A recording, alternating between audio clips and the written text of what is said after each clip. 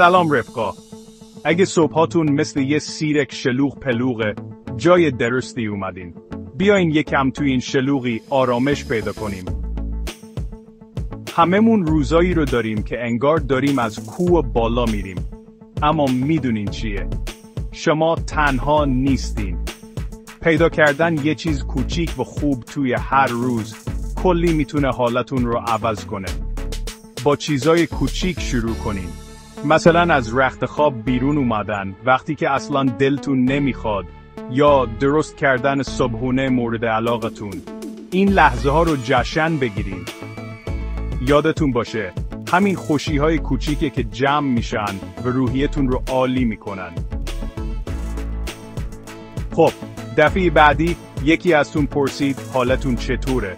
میتونیم با اعتماد به نفس بگین خدا رو بشه خوبم، و واقعا هم خوب باشین.